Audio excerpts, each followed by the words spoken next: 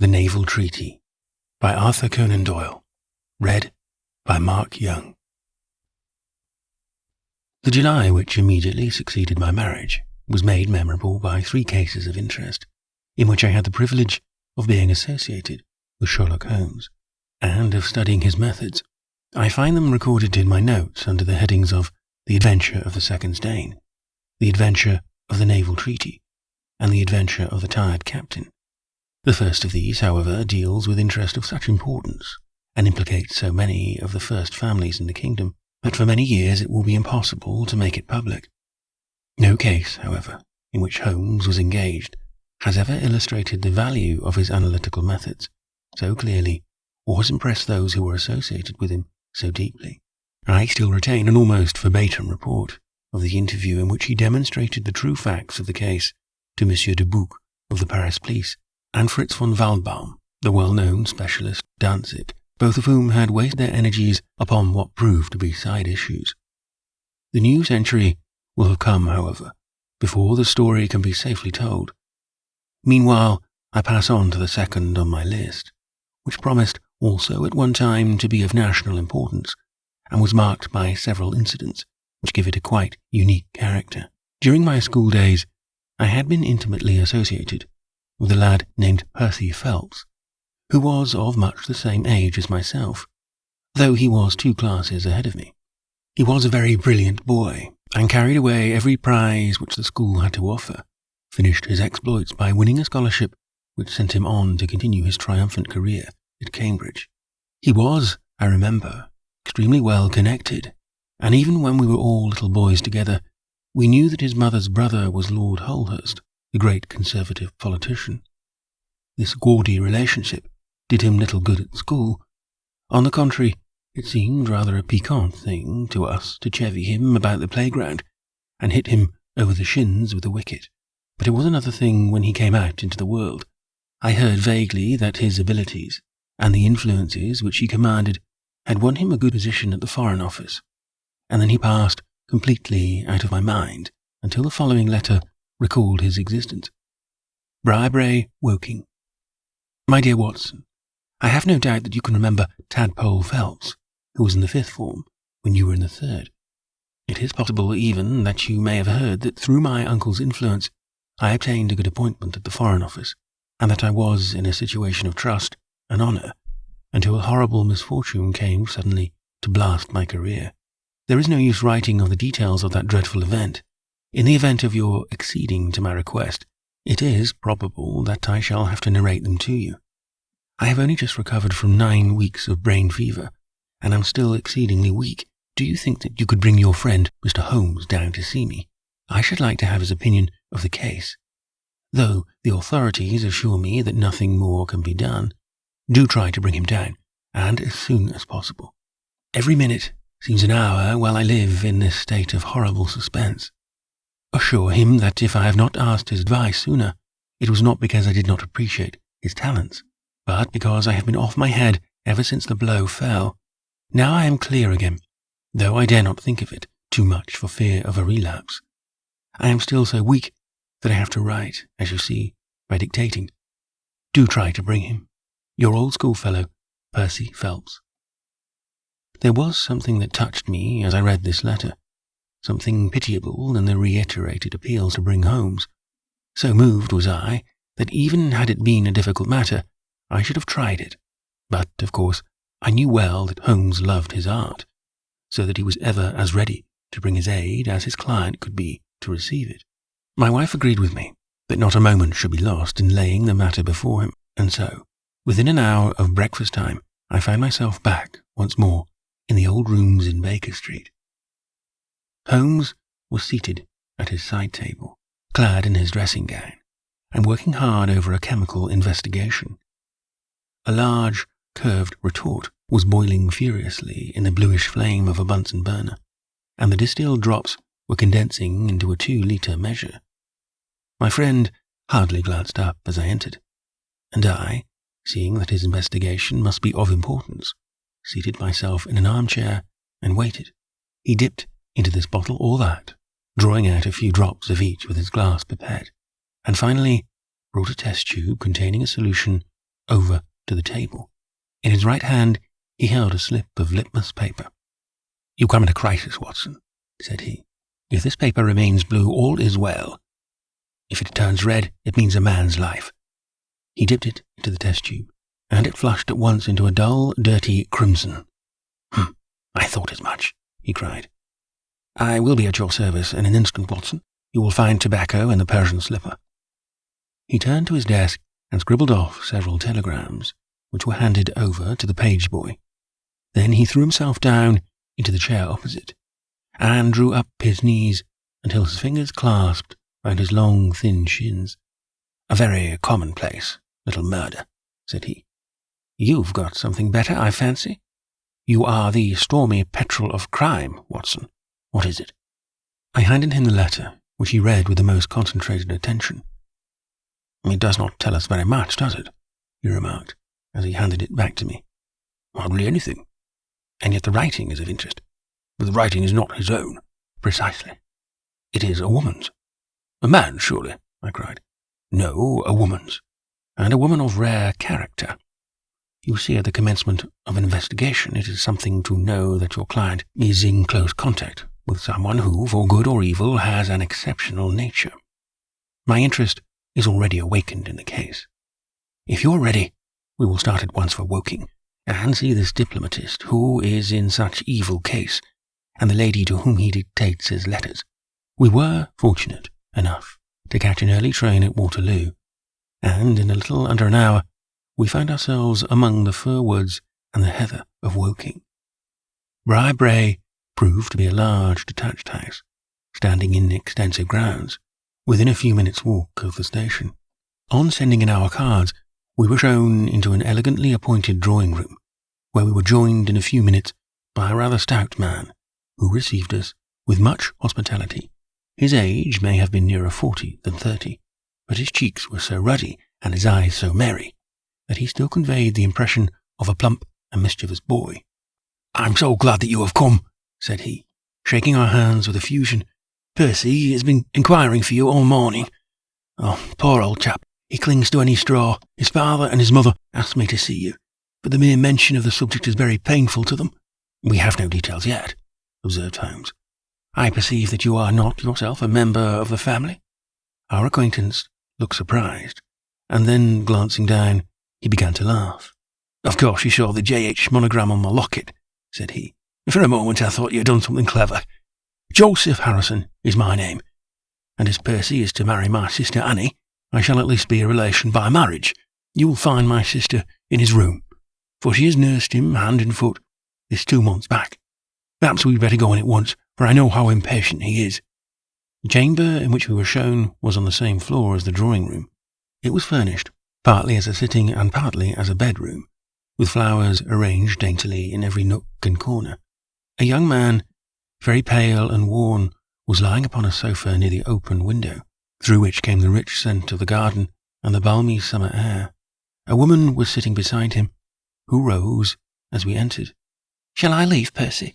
she asked. He clutched her hand to detain her. "How are you, Watson?" said he, cordially. "I should never have known you under that moustache, and I dare say you would not be prepared to swear to me. This, I presume, is your celebrated friend, Mr. Sherlock Holmes." I introduced him in a few words, and we both sat down. The stout young man had left us, but his sister still remained with her hand in that of the invalid. She was a striking-looking woman, a little short and thick for symmetry, but with a beautiful olive complexion, large dark Italian eyes, and a wealth of deep black hair. Her rich tints made the white face of her companion the more worn and haggard by the contrast. "I won't waste your time," said he, raising himself upon the sofa. "I'll plunge into the matter without further preamble. I was a successful and happy man, Mr. Holmes, and on the eve of being married, when a sudden and dreadful misfortune wrecked all my prospects in life. I was, as Watson may have told you, in the Foreign Office, and through the influence of my uncle, Lord Holdhurst, I rose rapidly to a responsible position. When my uncle became Foreign Minister in this administration, he gave me several missions of trust, and as I always brought them to a successful conclusion, He came at last to have the utmost confidence in my ability and tact. Nearly 10 weeks ago, to be more accurate, on the 23rd of May, he called me into his private room, and after complimenting me on the good work which I had done, he informed me that he had a new commission of trust for me to execute. "This," said he, taking a roll of paper from his bureau, "is the original of that secret treaty between England and Italy, of which, I regret to say, some rumours have already got into the public press. It is of enormous importance that nothing further should leak out. The French or the Russian embassy would pay an immense sum to learn the contents of these papers. They should not leave my bureau, were it not that it is absolutely necessary to have them copied. You have a desk in your office?" "Yes, sir." "Then take the treaty and lock it up there. I shall give directions that you may remain behind when the others go, so that you may copy it at your leisure without fear of being overlooked. When you have finished, relock both the original and the draft in the desk, and hand them over to me personally tomorrow morning." "I took the papers and—" "Excuse me an instant," said Holmes. "Were you alone during this conversation?" "Absolutely." "In a large room?" 30 feet each way. "In the centre?" "Yes, about it." "And speaking low?" "My uncle's voice is always remarkably low. I hardly spoke at all." "Thank you," said Holmes, shutting his eyes. "Pray, go on." "I did exactly what he indicated, and waited until the other clerks had departed. One of them in my room, Charles Gorrow, had some arrears of work to make up, so I left him there and went out to dine. When I returned, he was gone. I was anxious to hurry my work, for I knew that Joseph, the Mr. Harrison whom you saw just now, was in town, and that he would travel down to Woking by the 11 o'clock train, and I wanted, if possible, to catch it. When I came to examine the treaty, I saw at once that it was of such importance that my uncle had been guilty of no exaggeration in what he had said. Without going into details, I may say that it defined the position of Great Britain towards the Triple Alliance, and foreshadowed the policy which this country would pursue in the event of the French fleet gaining a complete ascendancy over that of Italy in the Mediterranean. The questions treated in it were purely naval. At the end were the signatures of the high dignitaries who had signed it. I glanced my eyes over it, and then settled down to my task of copying. It was a long document, written in the French language, and containing 26 separate articles.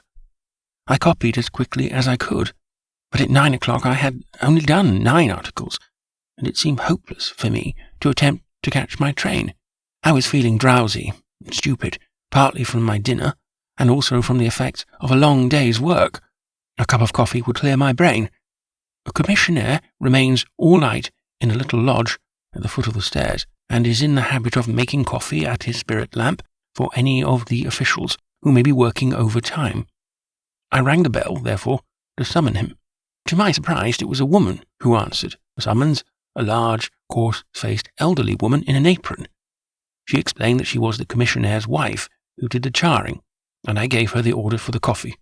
I wrote 2 more articles, and then, feeling more drowsy than ever, I rose and walked up and down the room to stretch my legs. My coffee had not yet come, and I wondered what the cause of the delay could be. Opening the door, I started down the corridor to find out. There was a straight passage, dimly lighted, which led from the room in which I had been working, and was the only exit from it. It ended in a curving staircase, with the commissionaire's lodge in the passage at the bottom. Halfway down this staircase is a small landing, with another passage running into it at right angles. This second one leads by means of a second small stair to a side door used by servants, and also as a shortcut by clerks when coming from Charles Street. Here is a rough chart of the place. Thank you. I think that I quite follow you, said Sherlock Holmes. It is of the utmost importance that you should notice this point. I went down the stairs and into the hall, where I found the commissionaire fast asleep in his box, with the kettle boiling furiously upon the spirit lamp.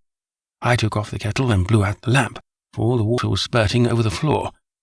Then I put out my hand and was about to shake the man, who was still sleeping soundly, when a bell over his head rang loudly, and he woke with a start. "Mr. Phelps," said he, looking at me in bewilderment. "I came down to see if my coffee was ready. I was boiling the kettle when I fell asleep, sir." He looked at me, then up at the still quivering bell, with an ever-growing astonishment upon his face. "If you was here, sir, then who rang the bell?" he asked. "The bell?" I cried. "What bell is it?" "It's the bell of the room you were working in." A cold hand seemed to close round my heart. Someone, then, was in that room, where my precious treaty lay upon the table. I ran frantically up the stairs and along the passage. There was no one in the corridors, Mr. Holmes. There was no one in the room. All was exactly as I left it, save only that the papers which had been committed to my care had been taken from the desk on which they lay. The copy was there, and the original was gone. Holmes sat up in his chair and rubbed his hands. I could see that the problem was entirely to his heart. "Pray, what did you do then?" he murmured. "I recognized in an instant that the thief must have come up the stairs from the side door. Of course, I must have met him if he had come the other way." "You were satisfied that he could not have been concealed in the room all the time, or in the corridor, which you have just described as dimly lighted?" "It is absolutely impossible. A rat could not conceal himself either in the room or the corridor. There is no cover at all." "Thank you. Pray proceed." "The commissionaire, seeing by my pale face that something was to be feared, had followed me upstairs. Now we both rushed along the corridor and down the steep steps which led to Charles Street. The door at the bottom was closed, but unlocked. We flung it open and rushed out. I can distinctly remember that as we did so, there came 3 chimes from a neighbouring clock. It was 10:15. "That is of enormous importance," said Holmes, making a note upon his shirt cuff. "The night was very dark, and a thin, warm rain was falling. There was no one in Charles Street, but a great traffic was going on, as usual, in Whitehall, at the extremity. We rushed along the pavement, bareheaded as we were, and at the very corner we found a policeman standing. 'A robbery has been committed,' I gasped. 'A document of immense value has been stolen from the Foreign Office. Has anyone passed this way?' 'I've been standing here for a quarter of an hour, sir,' said he. 'Only one person has passed during that time, a woman, tall and elderly, with a paisley shawl.' 'Oh, that is only my wife,' cried the commissionaire. 'Has no one else passed?' 'No one.' 'Then it must be the other way that the thief took,' cried the fellow, tugging at my sleeve. But I was still not satisfied, and the attempts which he made to draw me away increased my suspicions. 'Which way did the woman go?' I cried. 'I don't know, sir. I noticed her pass, but I had no special reason for watching her. She seemed to be in a hurry.' 'How long ago was it?' 'Oh, not very many minutes.' 'Within the last 5? "'Well, it could not be more than 5. "'You're only wasting your time, sir, and every minute now is of importance,' cried the commissioner. 'Take my word for it that my old woman has nothing to do with it, and come down to the other end of the street. Well, if you don't, I will.' And with that, he rushed off in the other direction. But I was after him in an instant, and caught him by the sleeve. 'Where do you live?' said I. 16 Ivy Lane, Brixton,' he answered. 'But don't let yourself be drawn away upon a false scent, Mr. Phelps. Come to the other end of the street, and let us see if we can hear of anything.' Nothing was to be lost by following his advice. With the policeman, we both hurried down, but only to find the street full of traffic, many people coming and going, but all only too eager to get to a place of safety upon so wet a night. There was no lounger who could tell us who had passed. Then we returned to the office and searched the stairs and the passage without result. The corridor which led to the room was laid down with a kind of creamy linoleum, which shows an impression very easily. We examined it very carefully, but found no outline of any footmark. Had it been raining all evening? Since about 7. How is it then that the woman who came into the room about 9 left no traces with her muddy boots? I am glad you raised the point. It occurred to me at the time. The charwomen are in the habit of taking off their boots at the commissioner's office and putting on list slippers. That is very clear. There were no marks then, though the night was a wet one. The chain of events is certainly one of extraordinary interest. What did you do next? We examined the room also. There is no possibility of a secret door, and the windows are quite 30 feet from the ground. Both of them were fastened on the inside. The carpet prevents any possibility of a trap-door, and the ceiling is of the ordinary whitewashed kind. I will pledge my life that whoever stole my papers could only have come through the door. How about the fireplace? They use none. There is a stove. The bell rope hangs from the wire just to the right of my desk. Whoever rang it must have come right up to the desk to do it. But why should any criminal wish to ring the bell? It is a most insoluble mystery. Certainly the incident was unusual. What were your next steps? You examined the room, I presume, to see if the intruder had left any traces, any cigar end or dropped glove or hairpin or other trifle. There was nothing of the sort. No smell. Well, we never thought of that. A scent of tobacco would have been worth a great deal to us in such an investigation. I never smoked myself, so I think I should have observed it if there had been any smell of tobacco. There was absolutely no clue of any kind. The only tangible fact was that the commissioner's wife, Mrs. Tangy was the name, had hurried out of the place. He could give no explanation save that it was about the time when the woman always went home. The policeman and I agreed that our best plan would be to seize the woman before she could get rid of the papers, presuming that she had them. The alarm had reached Scotland Yard by this time, and Mr. Forbes, the detective, came round at once and took up the case with a great deal of energy. We hired a hansom, and in half an hour we were at the address which had been given to us. A young woman opened the door, who proved to be Mrs. Tangy's eldest daughter. Her mother had not come back yet, and we were shown into the front room to wait. About 10 minutes later a knock came at the door, and here we made the one serious mistake for which I blame myself. Instead of opening the door ourselves, we allowed the girl to do so. We heard her say, "Mother, there are 2 men in the house, waiting to see you," and in an instant afterwards we heard the patter of feet rushing down the passage.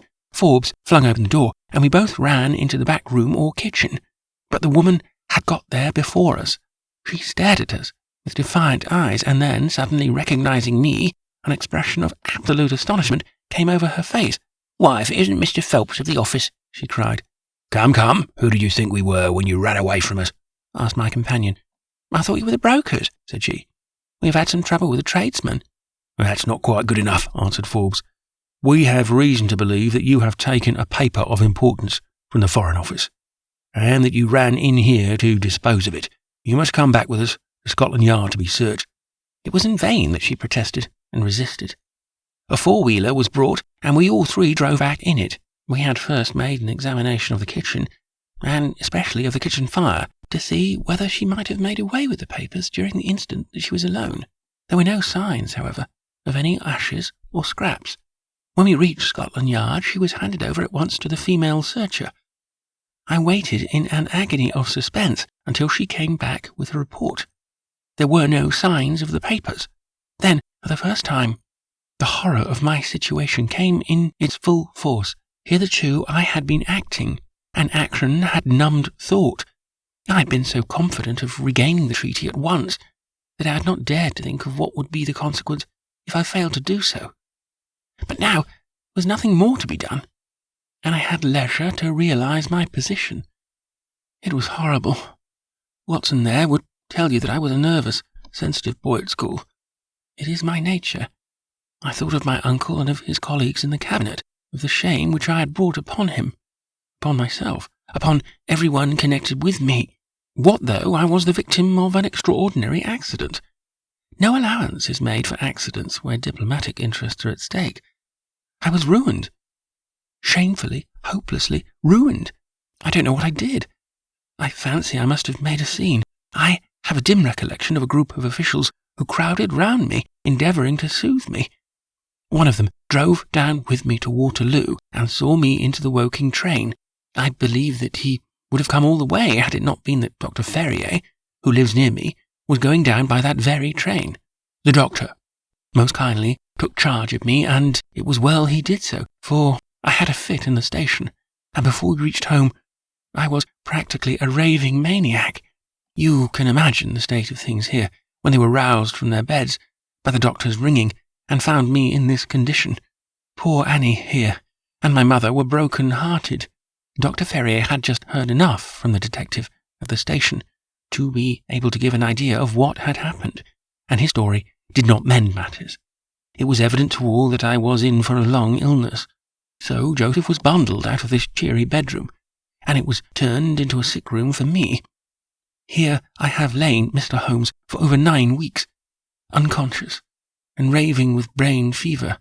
If it had not been for Miss Harrison here, and for the doctor's care, I should not be speaking to you now.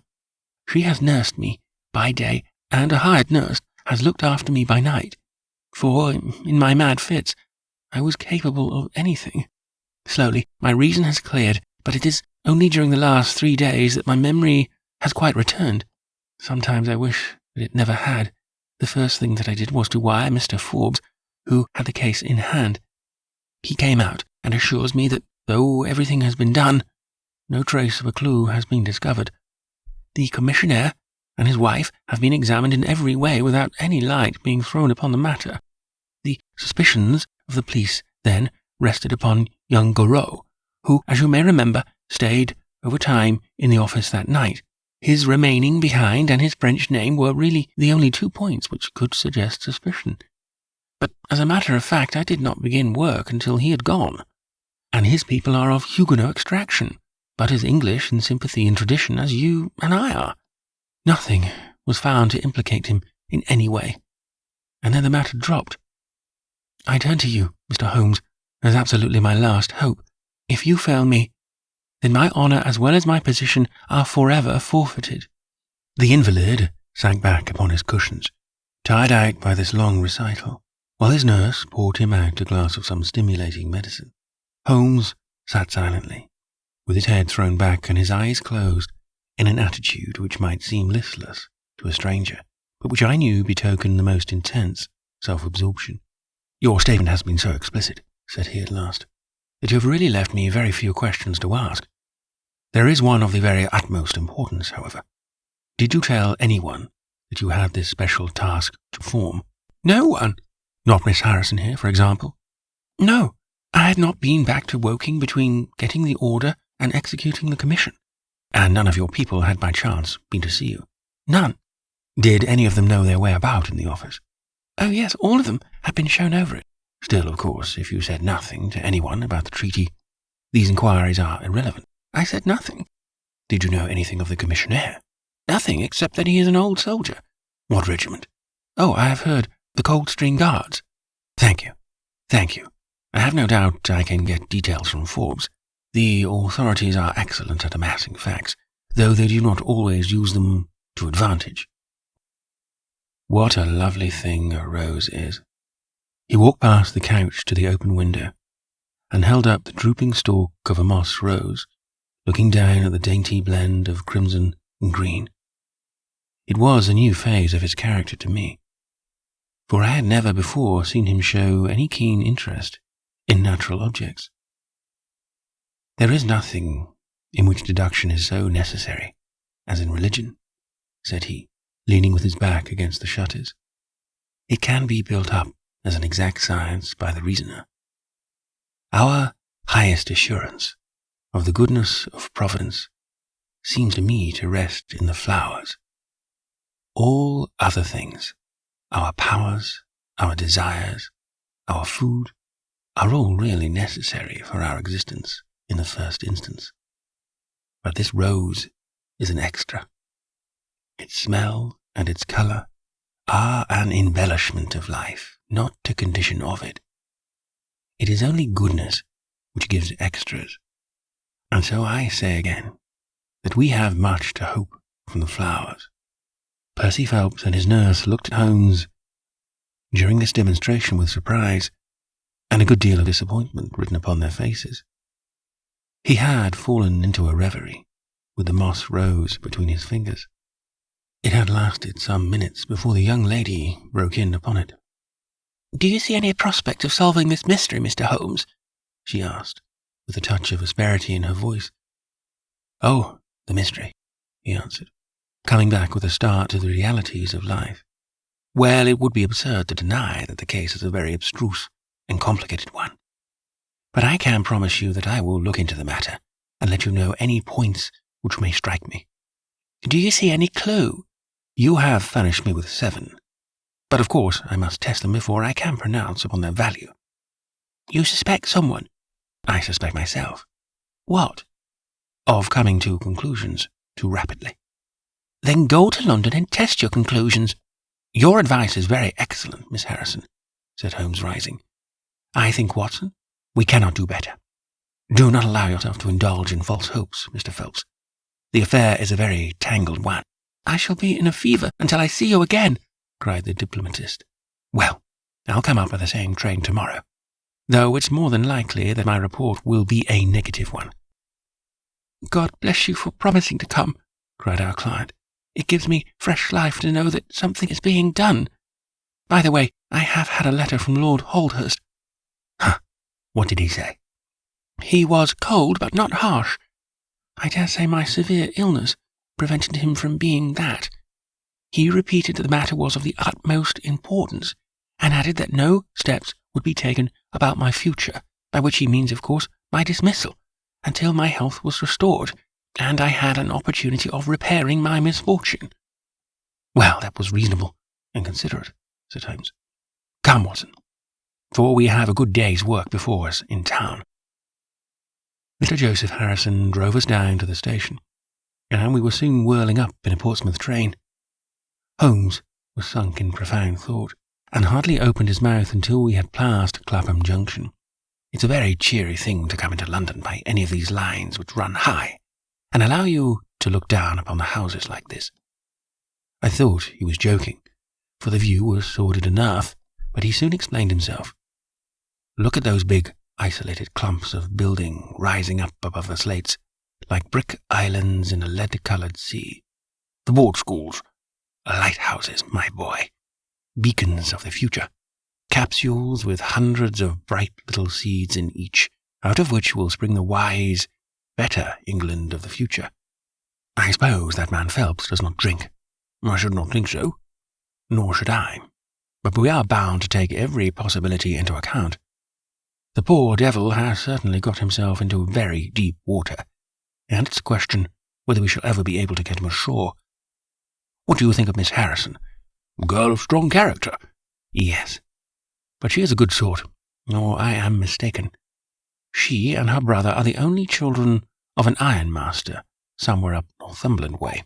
He got engaged to her when travelling last winter, and she came down to be introduced to his people, with her brother as escort. Then came the smash, and she stayed on to nurse her lover, while brother Joseph, finding himself pretty snug, stayed on too. I've been making a few independent inquiries, you see, but today must be a day of inquiries." "My practice," I began.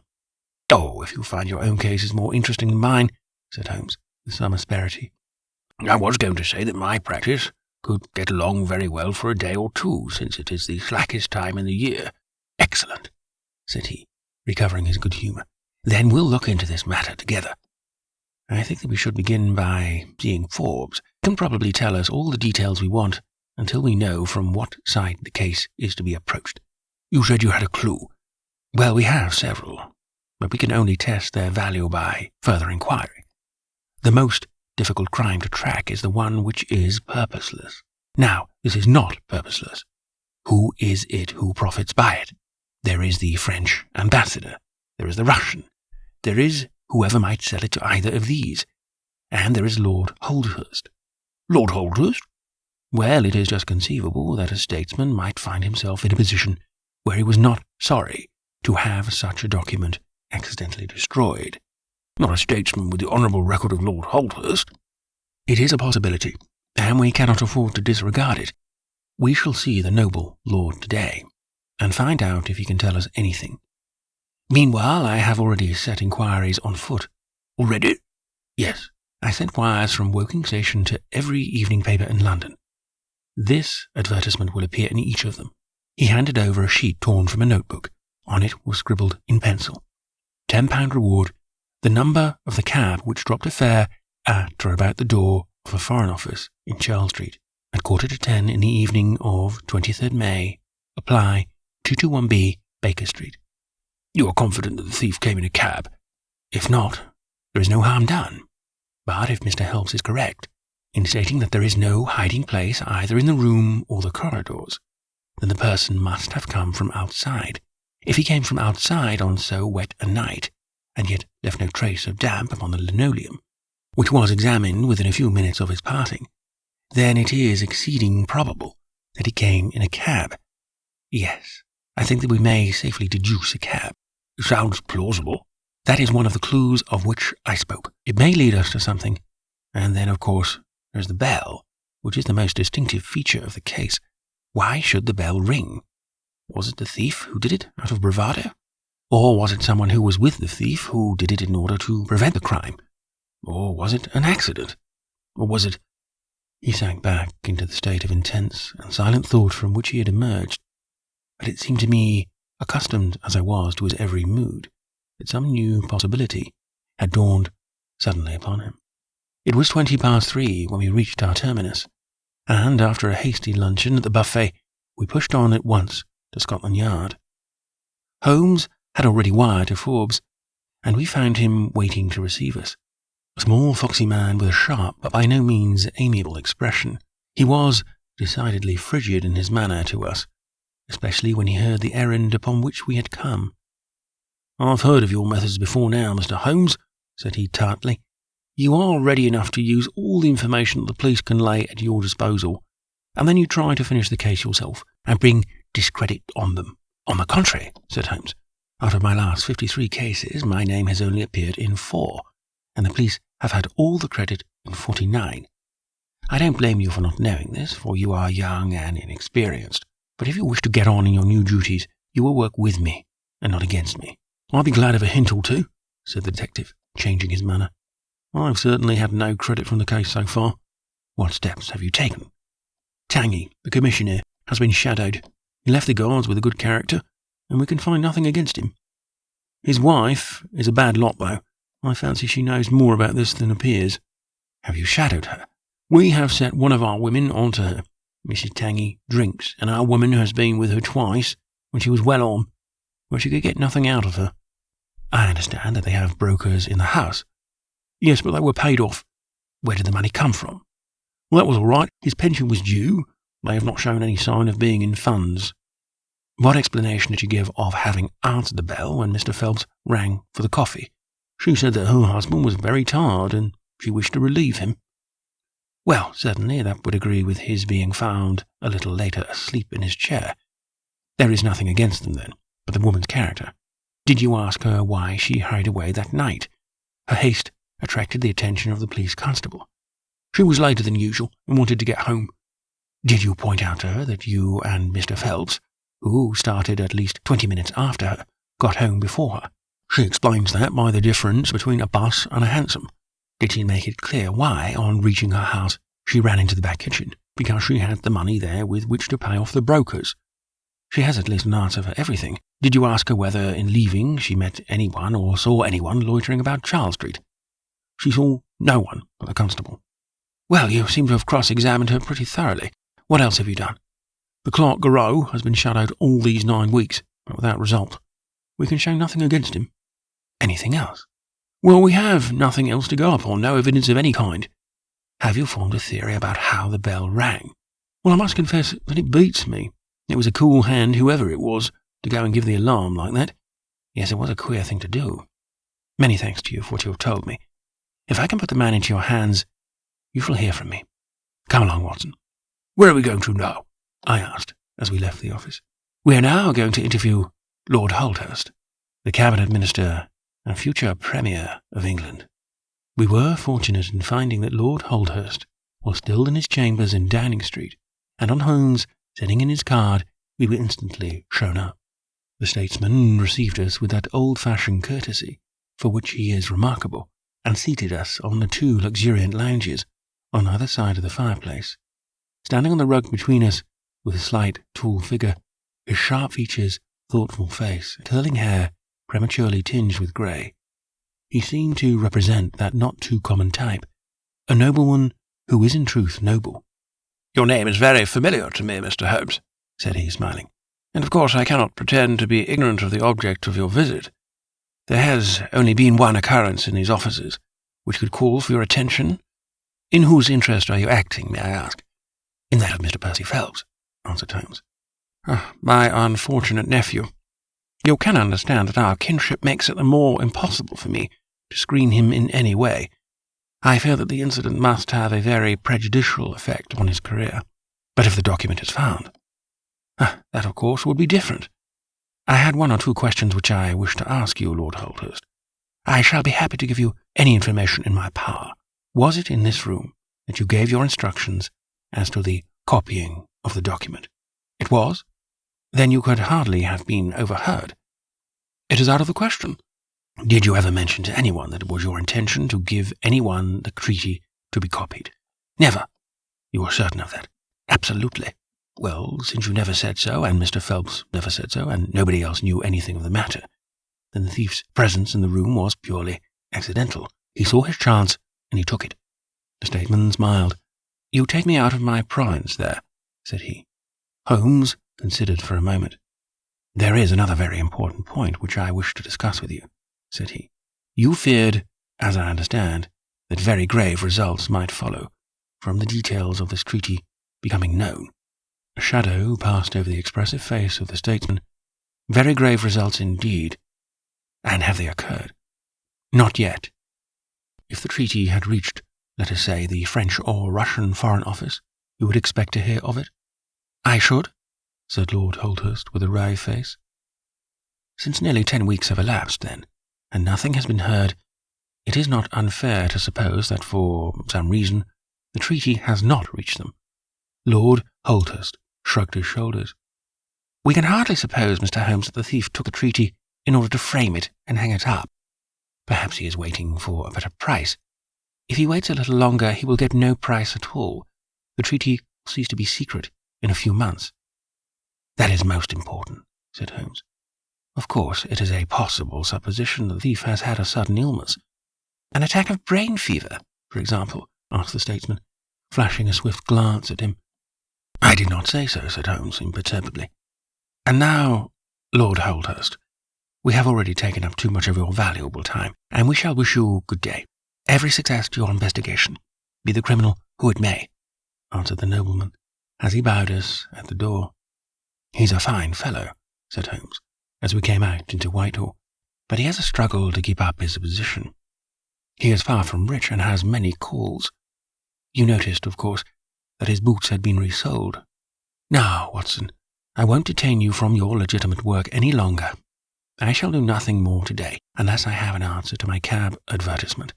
But I shall be extremely obliged to you if you would come down with me to Woking tomorrow, by the same train which we took yesterday. I met him accordingly next morning, and we travelled to Woking together. He had had no answer to his advertisement, he said, and no fresh light had been thrown upon the case. He had, when he so willed it, the utter immobility of countenance of a Red Indian, and I could not gather from his appearance whether he was satisfied or not with the position of the case. His conversation, I remember, was about the Bertillon system of measurement, and he expressed his enthusiastic admiration of the French savant. We found our client still under the charge of his devoted nurse, but looking considerably better than before. He rose from the sofa and greeted us with difficulty when we entered. Any news? He asked eagerly. My report, as I expected, is a negative one, said Holmes. I have seen Forbes, and I have seen your uncle, and I have set 1 or 2 trains of inquiry upon foot which may lead to something. You have not lost heart, then? By no means. God bless you for saying that, cried Miss Harrison. If we keep our courage and our patience, the truth must come out. We have more to tell you than you have for us, said Phelps, reseating himself upon the couch. I hoped you might have something. Yes, we have had an adventure during the night, and one which might have proved to be a serious one. His expression grew very grave as he spoke, and a look of something akin to fear sprang up in his eyes. Do you know, said he, that I begin to believe that I am the unconscious centre of some monstrous conspiracy, and that my life is aimed at as well as my honour. Ah, cried Holmes. It sounds incredible, for I have not, far as I know, an enemy in the world, yet from last night's experience I can come to no other conclusion. Pray, let me hear it. You must know that last night was the very first night that I have ever slept without a nurse in the room. I was so much better that I thought I could dispense with one. I had a night light burning, however. Well, about 2 in the morning, I had sunk into a light sleep, and I was suddenly aroused by a slight noise. It was like the sound which a mouse makes when it is gnawing a plank, and I lay listening to it for some time, under the impression that it must come from that cause. And it grew louder, and suddenly there came from the window a sharp, metallic snick. I sat up in amazement. There could be no doubt what the sounds were now. The first ones had been caused by someone forcing an instrument through the slit between the sashes, and the second by the catch being pressed back. There was a pause then for about 10 minutes, as if the person were waiting to see whether the noise had awakened me. Then I heard a gentle creaking as the window was very slowly opened. I could stand it no longer, for my nerves are not what they used to be. I sprang out of bed and flung open the shutters. A man was crouching at the window. I could see little of him, for he was gone like a flash. He was wrapped in some sort of cloak, which came across the lower part of his face. One thing only I am sure of, and that is that he had some weapon in his hand. It looked to me like a long knife. I distinctly saw the gleam of it as he turned to run. "That is most interesting," said Holmes. "Pray, what did you do then?" "I should have followed him through the open window if I had been stronger. As it was, I rang the bell and roused the house. It took me some little time, for the bell rings in the kitchen and the servants all sleep upstairs. I shouted, however, and that brought Joseph down, and he roused the others. Joseph and the groom found marks on the bed outside the window, but the weather had been so dry lately, they found it hopeless to follow the trail across the grass. There's a place, however, on the wooden fence which skirts the road which shows signs, they tell me, as if someone had got over and had snapped the top of the rail in doing so. I have said nothing to the local police force yet, for I thought I'd best have your opinion first." The tale of our clients appeared to have an extraordinary effect upon Sherlock Holmes. He rose from his chair and paced about the room in uncontrollable excitement. "Misfortunes never come single," said Phelps, smiling, though it was evident that his adventure had somewhat shaken him. "You have certainly had your share," said Holmes. "Do you think you could walk round the house with me?" "Oh, yes, I should like a little sunshine. Joseph will come too." "And I also," said Miss Harrison. "I am afraid not," said Holmes, shaking his head. "I think I must ask you to remain sitting exactly where you are." The young lady resumed her seat with an air of displeasure. Her brother, however, had joined us, and we set off all four together. We passed round the lawn to the outside of the young diplomatist's window. There were, as he had said, marks upon the bed, but they were hopelessly blurred and vague. Holmes stopped over them for an instant, and then rose, shrugging his shoulders. "I don't think anyone could make much of this," said he. "Let us go around the house and see why this particular room was chosen by the burglar. I should have thought those larger windows of the drawing-room and dining-room would have had more attractions for him." "They are more visible from the road," suggested Mr. Joseph Harrison. "Ah, yes, of course. There is a door here, which he might have attempted." "What is it for?" "It is the side entrance for tradespeople. Of course, it is locked at night." "Have you ever had an alarm like this before?" "Never." "Do you keep plate in the house, or anything to attract burglars?" "Nothing of value." Holmes strolled round the house with his hands in his pockets and a negligent air which was unusual with him. By the way, said he to Joseph Harrison, "you found some place, I understand, where the fellow scaled the fence. Let us have a look at that." The plump young man led us to a spot where the top of one of the wooden rails had been cracked. A small fragment of the wood was hanging down. Holmes pulled it off and examined it critically. "Do you think that this was done last night? It looks rather old, does it not?" "Well, possibly so." "There are no marks of anyone jumping down upon the other side." "No, I fancy we shall get no help here. Let us go back to the bedroom and talk the matter over." Percy Phelps was walking very slowly, leaning upon the arm of his future brother-in-law. Holmes walked swiftly across the lawn, and we were at the open window of the bedroom long before the others came up. "Miss Harrison," said Holmes, speaking with the utmost intensity of manner, "you must stay where you are all day. Let nothing prevent you from staying where you are all day. It is of the utmost importance." "Certainly, if you wish it, Mr. Holmes," said the girl in astonishment. "When you go to bed, lock the door of this room on the outside and keep the key. Promise to do this." "But Percy—" "He will come to London with us." "Am I to remain here?" "It is for his sake. You can serve him. Quick, promise." She gave a quick nod of assent, just as the other two came up. "What do you sit moping there, Annie?" cried her brother. "Come out into the sunshine." "No, thank you, Joseph. I have a slight headache, and this room is deliciously cool and soothing." "What do you propose now, Mr. Holmes?" asked our client. Well, in investigating this minor affair, we must not lose sight of our main inquiry. It would be a very great help to me if you would come up to London with us. Once? Well, as soon as you conveniently can. Say in an hour. I feel quite strong enough, if I can really be of any help. The greatest possible. Perhaps you would like me to stay there tonight? I was just going to propose it. Then, if my friend of the night comes to revisit me, he will find the bird flown. We are all in your hands, Mr. Holmes, and you must tell us exactly what you would like done. Perhaps you would prefer that Joseph came with us, so as to look after me? Oh, no, my friend Watson is a medical man, you know, and he'll look after you. We'll have our lunch here, if you will permit us, and then we shall all three set off for town together. It was arranged as he suggested, though Miss Harrison excused herself from leaving the bedroom in accordance with Holmes's suggestion. What the object of my friend's manoeuvres was, I could not conceive, unless it were to keep the lady away from Phelps, who rejoiced by his returning health and by the prospect of action, lunched with us in the dining room. Holmes had a still more startling surprise for us, however. After accompanying us down to the station and seeing us into our carriage, he calmly announced that he had no intention of leaving Woking. There are one or two small points which I should desire to clear up before I go, said he. Your absence, Mr. Phelps, will in some ways rather assist me. Watson, when you reach London, you would oblige me by driving at once to Baker Street with our friend here, and remaining with him until I see you again. It is fortunate that you are old school fellows, as you must have much to talk over. Mr. Phelps can have the spare bedroom tonight, and I will be with you in time for breakfast, for there is a train which will take me into Waterloo at 8. But how about our investigation in London? Asked Phelps ruefully. We can do that tomorrow. I think that just at present I can be of more immediate use here. You might tell them at Briarbrae that I hope to be back tomorrow night, cried Phelps, as we began to move from the platform.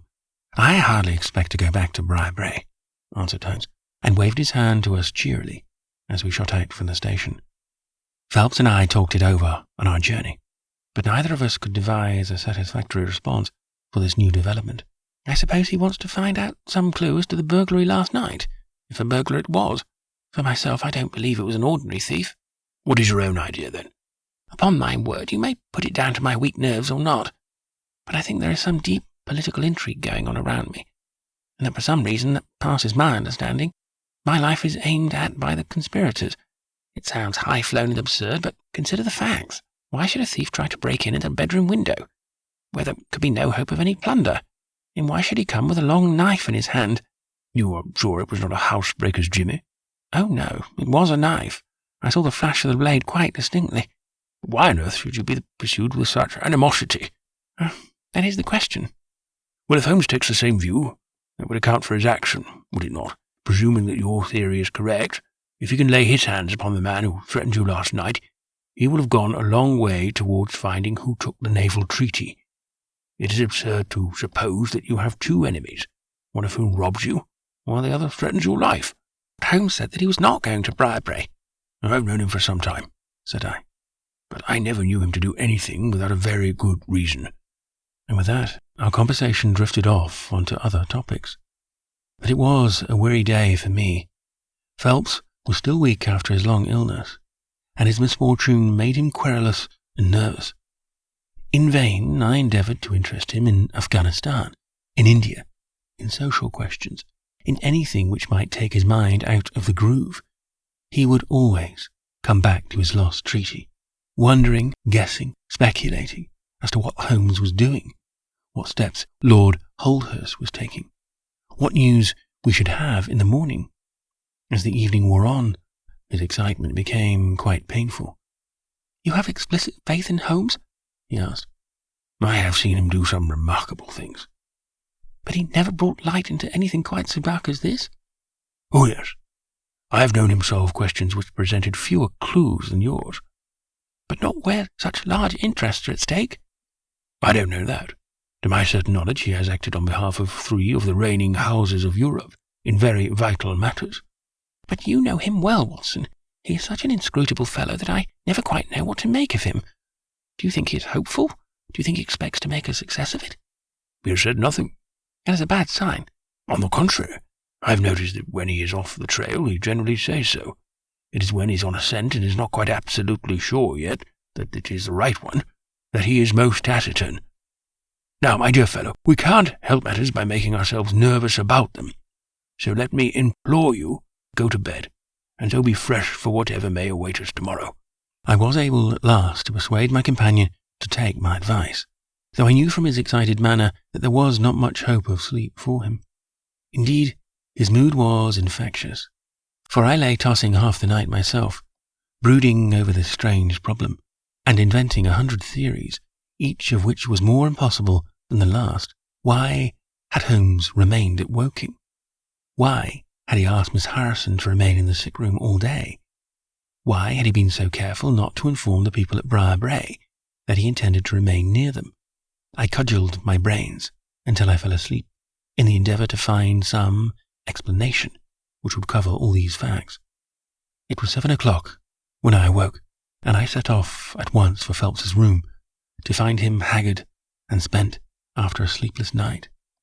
His first question was whether Holmes had arrived yet.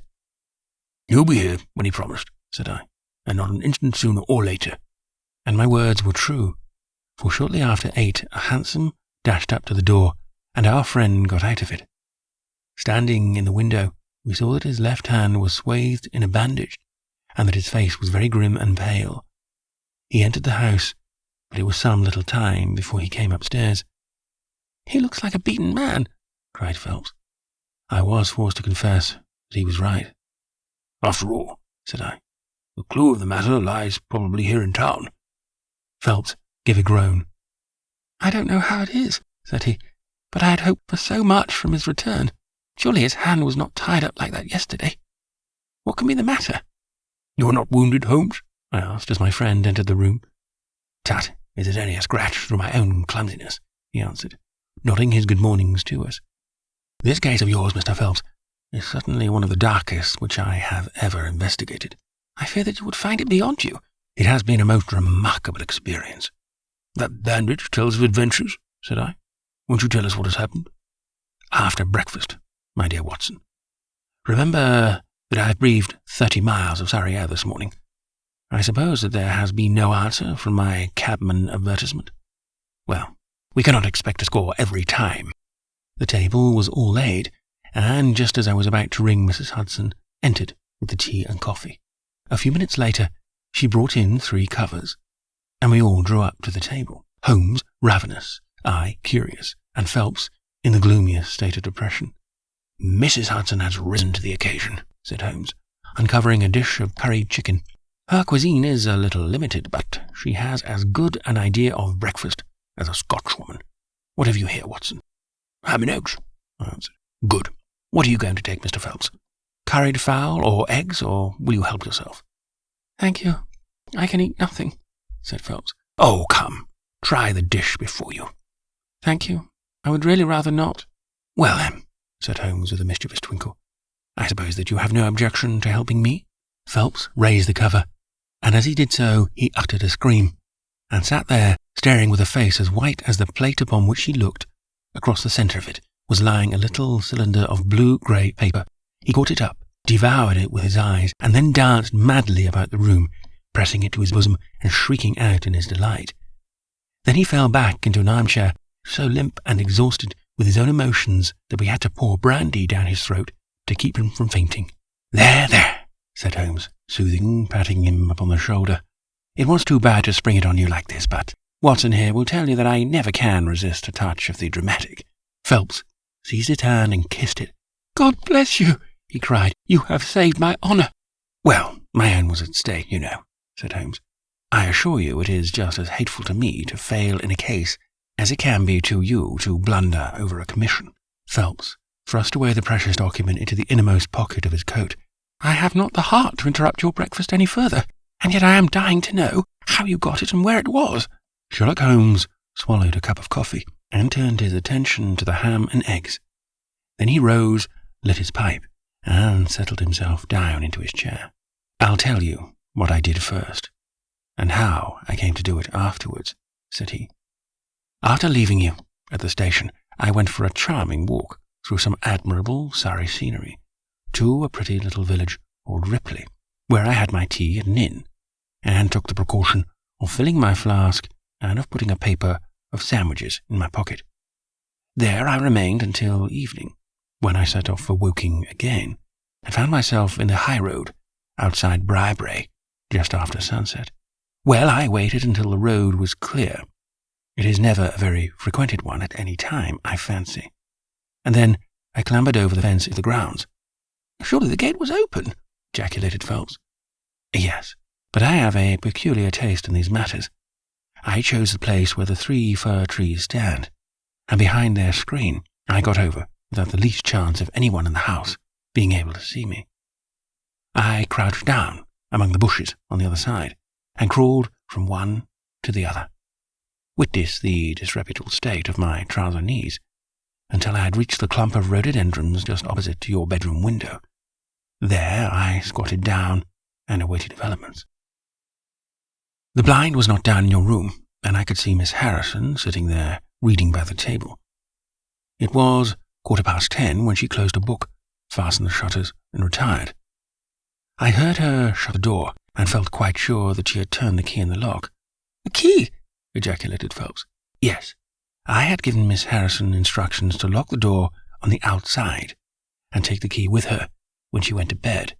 She carried out every one of my injunctions to the letter, and certainly without her cooperation you would not have that paper in your coat pocket. She departed then, and the lights went out, and I was left squatting in the rhododendron bush. The night was fine. Still, it was a very weary vigil. Of course, it has the sort of excitement about it that the sportsman feels when he lies beside the watercourse and waits for the big game. It was very long, though, almost as long, Watson, as when you and I waited in that deadly room when we looked into the little problem of the speckled band. There was a church clock down at Woking which struck the quarters, and I thought more than once that it had stopped. At last, however, about 2 in the morning, I suddenly heard the gentle sound of a bolt being pushed back and the creaking of a key. A moment later, servants' doors were opened, and Mr. Joseph Harrison stepped out into the moonlight. "Joseph?" ejaculated Phelps. He was bareheaded, but he had a black coat thrown over his shoulder, so that he could conceal his face in an instant if there were any alarm. He walked on tiptoe under the shadow of the wall, and when he reached the window, he worked a long-bladed knife through the sash and pushed back the catch. Then he flung open the window, and putting his knife through the crack in the shutters, he thrust the bar up and swung them open. From where I lay, I had a perfect view of the inside of the room and of every one of his movements. He lit the 2 candles which stood upon the mantelpiece, and then he proceeded to turn back the corner of the carpet in the neighbourhood of the door. Presently, he stopped and picked out a square piece of board, such as is usually left to enable plumbers to get at the joints of the gas pipes. This one covered, as a matter of fact, the T-joint, which gives off the pipe which supplies the kitchen underneath. Out of this hiding place, he drew that little cylinder of paper, pushed down the board, rearranged the carpet, blew out the candles, and walked straight into my arms as I stood waiting for him outside the window. Well, he has rather more viciousness than I gave him credit for, as Master Joseph. He flew at me with his knife, and I had to grasp him twice and got a cut over the knuckles before I had the upper hand of him. He looked murder out of the only eye he could see with when we had finished, but he listened to reason and gave up the papers. Having got them, I let my man go, but I wired full particulars to Forbes this morning. If he is quick enough to catch his bird, well and good, but if, as I shrewdly suspect, he finds the nest empty before he gets there, why, all the better for the government. I fancy that Lord Holdhurst, for one, and Mr. Percy Phelps, for another, would very much rather that the affair never got as far as a police court. "My God!" gasped our client. "Do you tell me that during these long 10 weeks of agony, the stolen papers were within the very room with me all the time?" So it was. Joseph, a villain and a thief. I am afraid Joseph's character is a rather deeper and more dangerous one than one might judge from his appearance. From what I have heard from him this morning, I gather that he has lost heavily in dabbling with stocks, and that he is ready to do anything on earth to better his fortunes, being an absolutely selfish man. When a chance presented itself, he did not allow either his sister's happiness or your reputation to hold his hand, Percy Phelps sank back in his chair. "My head whirls," said he. "Your words have dazed me." "The principal difficulty in your case," remarked Holmes in his didactic fashion, "lay in the fact of there being too much evidence. What was vital was overlaid and hidden by what was irrelevant. Of all the facts which were presented to us, we had to pick just those which we deemed to be essential, and then piece them together in their order, so as to reconstruct this very remarkable chain of events. I had already begun to suspect Joseph, from the fact that you had intended to travel home with him that night, and that therefore it was a likely enough thing that he should call for you, knowing the Foreign Office well, upon his way. When I heard that someone had been so anxious to get into the bedroom, in which no one but Joseph could have concealed anything, you told us in your narrative how you had turned Joseph out when you arrived with the doctor. My suspicions all changed to certainties, especially as the attempt was made on the first night upon which the nurse was absent, showing that the intruder was well acquainted with the ways of the house. How blind I have been! The facts of the case, as far as I have worked them out, are these. This Joseph Harrison entered the door through the Charles Street door, and knowing his way, he walked straight into your room the instant after you left it. Finding no one there, he promptly rang the bell, and at the instant that he did so, his eyes caught the paper upon the table. A glance showed him that chance had put in his way a state document of immense value, and in an instant he had thrust it into his pocket and was gone. A few minutes elapsed, as you remember, before the sleepy commissionaire drew your attention to the bell, and those were just enough to give the thief time to make his escape. He made his way to Woking by the first train, and, having examined his booty and assured himself that it really was of immense value, he concealed it in what he thought was a very safe place, with the intention of taking it out again in a day or two, and carrying it to the French embassy, or wherever he thought that a long price was to be had. Then came your sudden return. He, without a moment's warning, was bundled out of his room, and from that time onward there were always at least two of you there to prevent him from regaining his treasure. The situation to him must have been a maddening one. But at last he thought he saw his chance. He tried to steal in, but was baffled by your wakefulness. You remember that you did not take your usual draught that night. I remember. I fancy that he had taken steps to make that draught efficacious, and that he quite relied upon your being unconscious. Of course, I understood that he would repeat the attempt whenever it could be done with safety. Your leaving the room gave him the chance he wanted. I kept Miss Harrison in it all day, so that he might not anticipate us. Then, having given him the idea that the coast was clear, I kept guard, as I have described. I already knew that the papers were probably in the room, but I had no desire to rip up all the planking and skirting in search of them. I let him take them, therefore, from the hiding place, and so saved myself an infinity of trouble. Is there any other point which I can make clear? Why did you try the window on the first occasion, when he might have entered by the door? In reaching the door, he would have to pass 7 bedrooms. On the other hand, he could get out onto the lawn with ease. Anything else? You do not think, asked Phelps, that he had any murderous intention? The knife was only meant as a tool? It may be so, answered Holmes, shrugging his shoulders. I can only say for certain that Mr. Joseph Harrison is a gentleman to whose mercy I should be extremely unwilling to trust.